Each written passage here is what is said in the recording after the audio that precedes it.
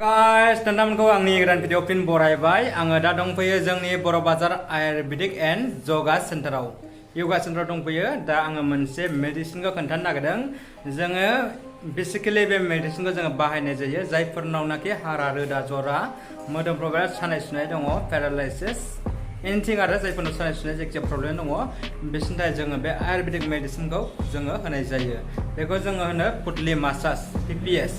दा PPS को आं नोंथांमोननो देखायगोन। जों बेवहाय माखासे गोथां जेरै इन्दि बिलाइ हमनानै ला निम बायदिसिना गोबां दं आरो मोनसेल' नङा, गोबां आरो माखासे गोबां बायनाय बुस्थु दङ। बेजों आं नोंथांमोननो देखायगोन आरो बेखौ PPS को जोङो खालामबाय। बेखौ जोङो लेखायाव माबा खालामनानै बै बिदि गुफुराव खानानै ओमफ्राय थाव गुदुं खालामनानै जोङो मानसिनाव होयो आरोना, ओरै थप होयो।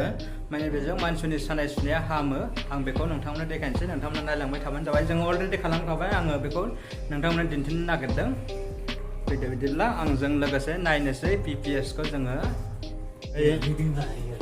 नै आरोना PPS-आ होनो बेखौ पुटलि मासाज। जायफोरनाव सानाय सुनाय गोबां दङ बेखौ जोङो गेसाव एवो बेलेग थावजों, ओमफ्राय बेवहाय गोथां माखासे बिफां लाइफांनि बिलाइ आरो माखासे जों गोबां बुस्थु मिक्स खालामनानै बेखौ बानायनाय जायो आरो बेवहाय गोबां मेडिसिन दङ। बेयो आयुर्वेदिक थोंजोङैनो सानाय सुनाय बायदि जेंना जेंसिखौ बिदिनो ओंखारहोयो।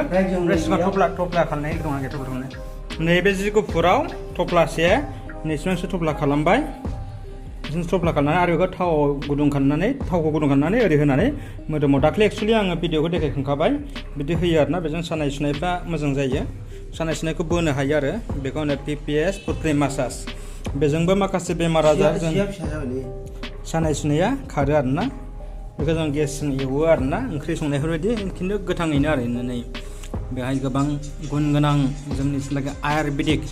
जोंथ' मिथिखायो आयुर्वेदिक बिफां लाइफाङाव माबायदि आयुर्वेदिक थायो। मेडिसिनफोरखौ जों बिफां लाइफांनिफ्राय बानायो, माखासे फिथाइ सामथाइनिफ्राय। आरो गोदोनि जुगाव अजाफोरा, गोदोनि आबौ आबैमोननि जुगाव बे समावथ' डाक्टार गैयामोन जेनेबा दानि बायदि मेडिकेल साइन्सआ एथबां डेभेलप जायाखैमोन। बै समाव सानाय सुनाय, आथिं आखाइ बायनाय बायदिसिना बेमार आजारफोरखौ न'आवनो बा गामियावनो बिदिनो अजाफोरा सोखायोमोन आरो।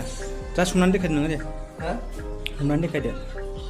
बेखौ बिदि खागोन आरोना, थफ्ला खानानै, ओमफ्राय बियो सारायाव नैहायनो थावखौ बेलेग थाव दङ जोंनि आयुर्वेदिकनि बायनाय आरो बियो स्रिनि। ओमफ्राय बेखौ होनानै फुदुंबाय, थावखौ एसे होबाय गुदुं। ओमफ्राय जायनाव सानाय सुनाय दं आथिं आखाइ जानजि सिनस्रि गोदना